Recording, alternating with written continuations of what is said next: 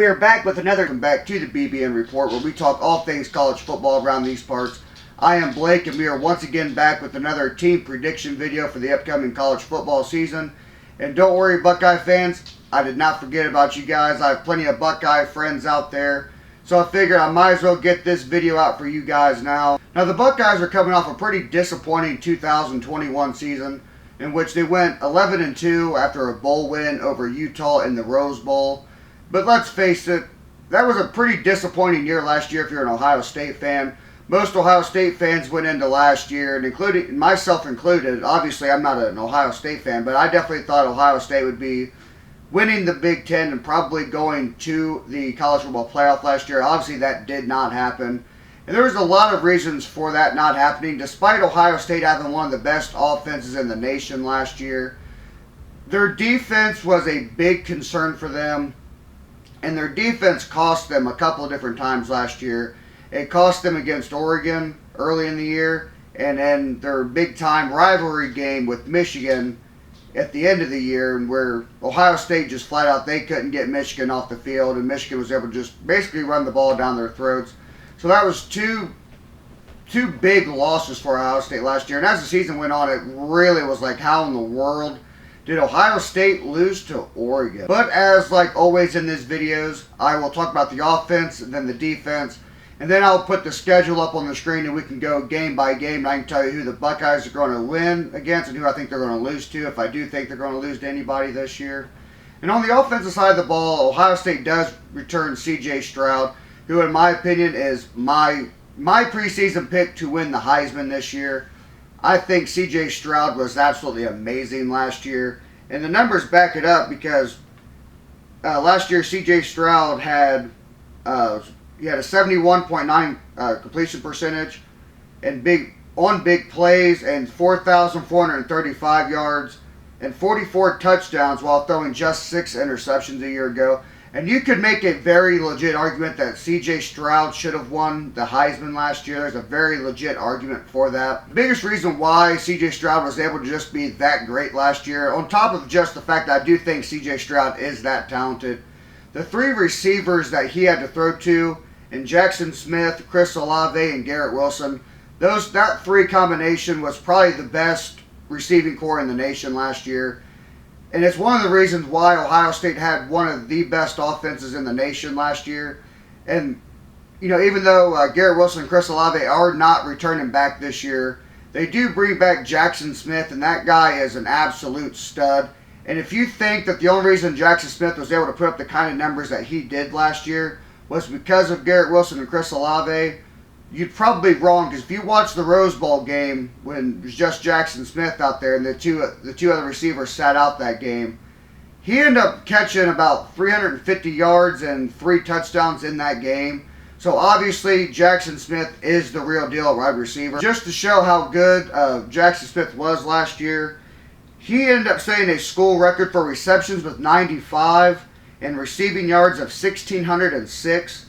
And that's one of the reasons why I think C.J. Stroud and him is going to be one of the best wide receiver to quarterback combos in the nation this year. And also returning for Ohio State this year is running back Travion Harrison, who returns for his sophomore season. And I think this kid has an amazing ceiling. He was really good last year when they did hand the ball off to him. He could also step out there and catch a pass as well, making him even more dynamic and making him a threat to hurt the defense at really any given time.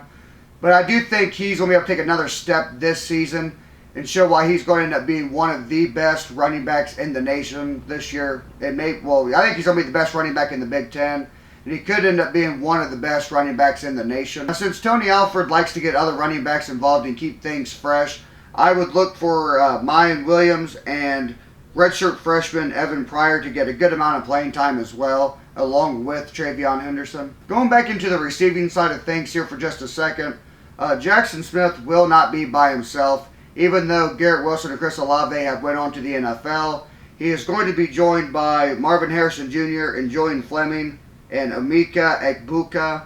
I think those are going to be the 3 names that you're really going to see a lot if you're an Ohio State fan this year. Now, obviously, Ohio State's going to have guys on the bench that's also very good. Let's face it, Ohio State is a team who just recruits in the top 5 every year, and they recruit out of this world. So obviously they're going to have other guys in the mix that are going to be very good and probably getting playing time as well. But I think these will be the three biggest names that you see throughout the season, especially in the receiving core, with the headline being Jackson Smith, obviously. Now, obviously, I think Ohio State's offense is going to be just fine and be one of the better offenses, if not one of the best offenses in the country this upcoming season. So I'm going to switch over to the defensive side of things, where I actually have quite a bit more to say. Not to mention there's quite a few more changes on that side.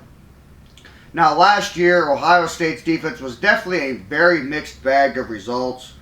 Buckeyes were in the top 5 in Big Ten in sacks, interceptions, but were 9th in points allowed with 22.8 points. And that's a number that has to get better with Ohio State this year, and I think it will get a lot better with Ohio State this year.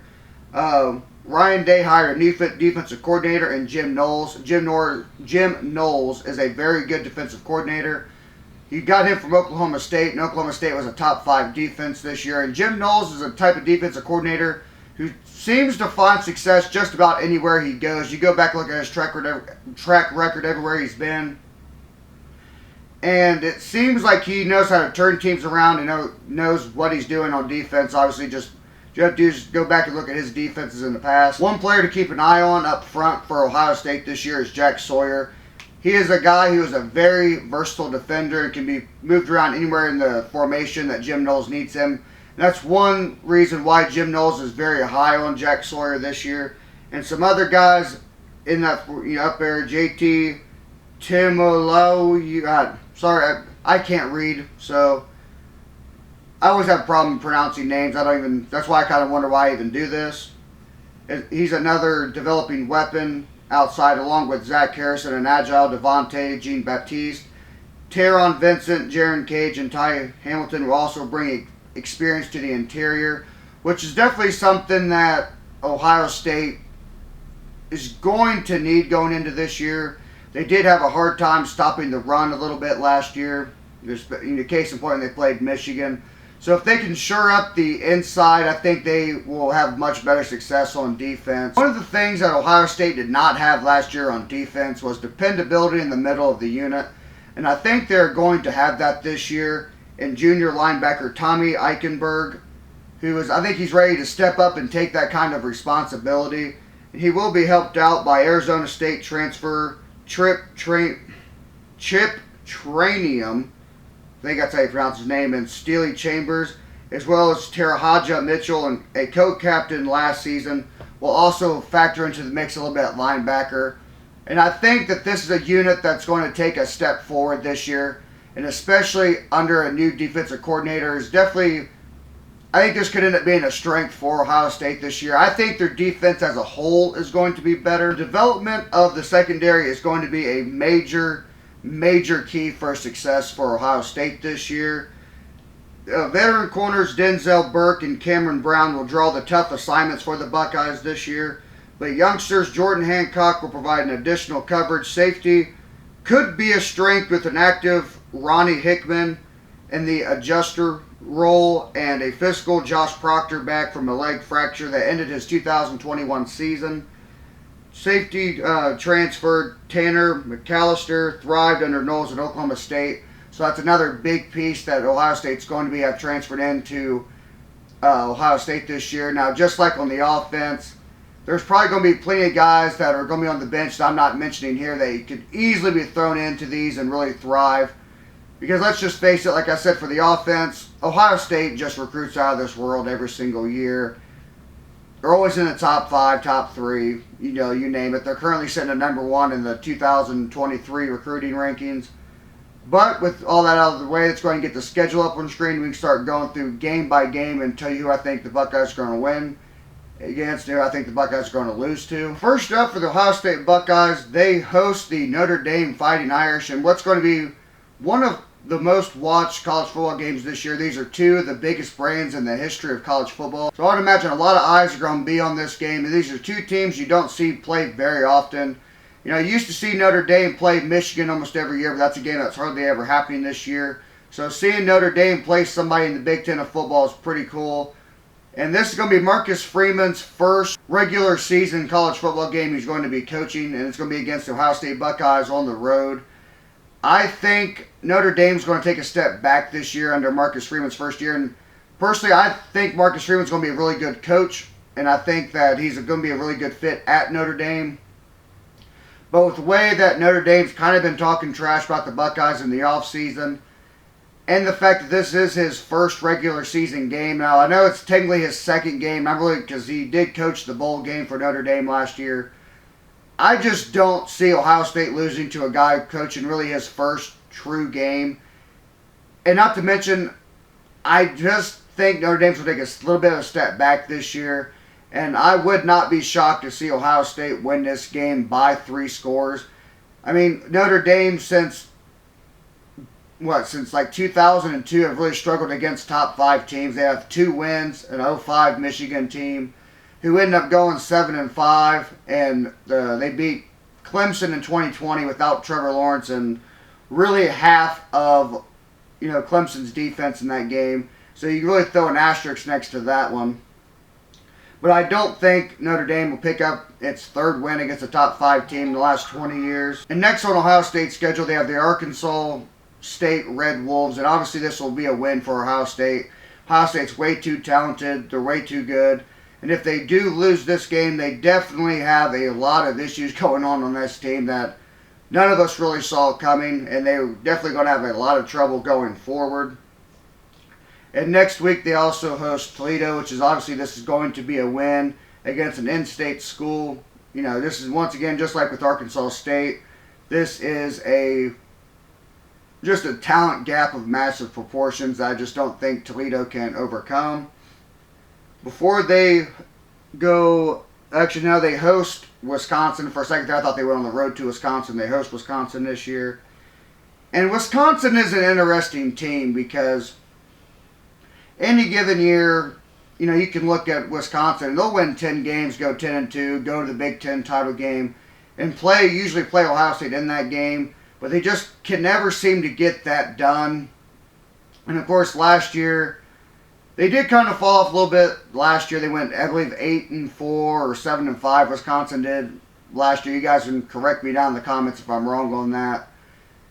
And as long as Graham Mertz is the quarterback at Wisconsin, I just don't see them beating Ohio State. He's going to be the quarterback this year for Wisconsin. And every year Wisconsin plays great defense. And their defense probably will be good enough to slow down Ohio State this year. Their defense usually does slow down just about everybody they play because that is kind of their calling card. But as long as Graham Mertz is going to be the quarterback for Wisconsin, their offense is going to be a little bit anemic like it was last year. And it's one of the reasons why, Wisconsin really took a major step back last year was the quarterback play of Graham Mertz, along with the fact that their offense just wasn't very good. And obviously, you're going to need to score points if you're going to beat Ohio State. So I have Ohio State winning this game at home. Hosting the Rutgers Scarlet Knights. Obviously, this will be a win for Ohio State. It's Rutgers. I just don't see Rutgers coming into Columbus and beating Ohio State. It's just another case like with Toledo and Arkansas State. There's just too much of a talent gap here. It's too good for Rutgers to overcome. Before Ohio State gets what might honestly be their first major test of the season, and that is on the road at Michigan State. Now, this is a Michigan State team who probably won't be as good as last year. They did lose their big stud running back in Kenneth Walker, who was definitely a revelation last year, and definitely something that nobody really saw coming as he's went on to the NFL. And over the years, this has kind of been one of the more competitive games for Ohio State. It seems like Michigan State can seem to get more wins against Ohio State in the last 20 years than the bigger brother of the state in the Michigan Wolverines. But do I think Michigan State has what it takes to beat Ohio State this year? Probably not. And I have Ohio State winning this game, being 6-0 heading into their bye week, before they come out of their bye week and host the Iowa Hawkeyes, who were the Big Ten West champions last year, who fell to Michigan in the Big Ten title game and would lose to my boys here in the Citrus Bowl. This game right here is a really tricky pick for me because the last time that Ohio State and Iowa played, Iowa bent Ohio State over, ran up their backside for 3 hours. And they've been known to be able to beat Ohio State in recent years when they have met each other. Whenever it's kind of a rare matchup when they do, seems like they do match up against each other. Iowa does seem to pull off the upset against the Buckeyes. Now, if this game was at Iowa, I'd probably throw the dice out a little bit more here and pick Iowa in this game if it was a road game for Ohio State. You know, because when I was looking at Ohio State's schedule, I was originally thinking about putting a loss here, just because there's a lot of things that Iowa does do well, and it really makes up for the talent gap here. But being in Columbus, I just don't see Ohio State losing at home. So I do have the Buckeyes beating Iowa before going on the road to Penn State. And this will probably be a noon game, to be honest with you, because it's going to be two brand name schools. And if Fox has this game, it's going to do that stupid big noon kickoff. So what they call it, the whiteout, probably will not be in effect for this game here. And this is another case of a matchup. This actually might be this might be the matchup that might be the most scariest for Ohio State this year.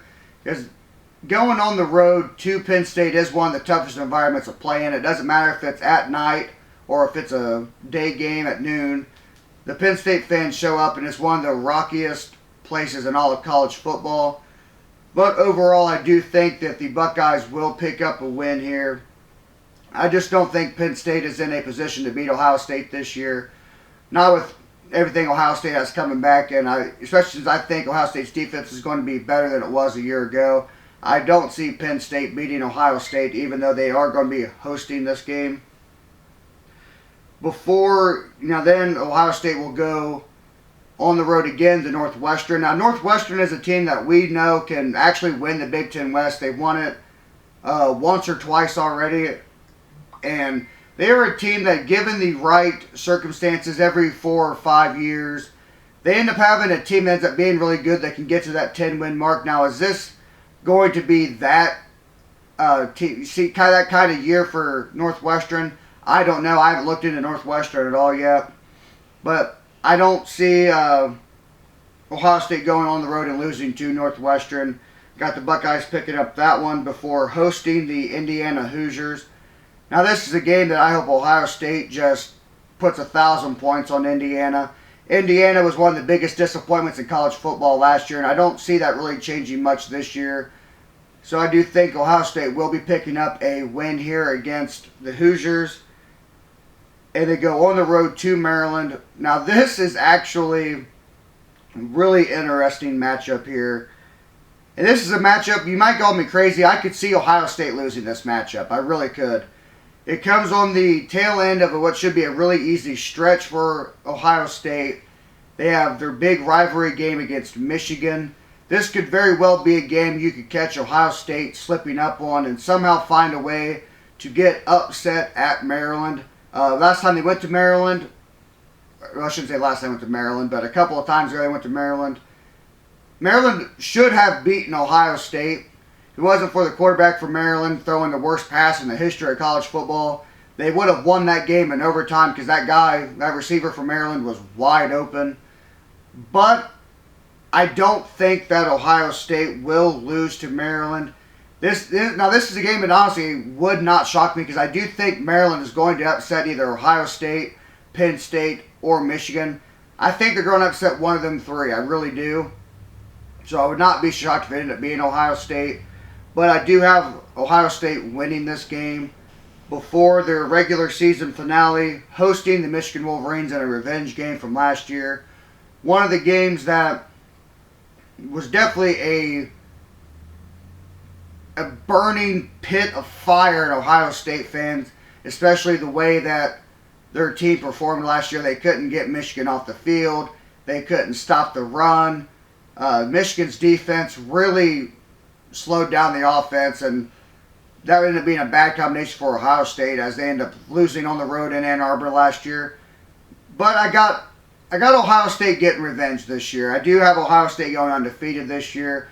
And I really tried looking for a loss because I know it's not fun to go through these and pick a team to go 12-0. That's not really all that much fun, but I don't really see a realistic loss for Ohio State based on what I know of right now. Now once the season starts, that could change. Like I said, I wouldn't be surprised at Maryland or at Michigan State or if they were to lose to Michigan again. But I personally don't see a loss on Ohio State. I think they're going to be vastly improved than they were a year ago.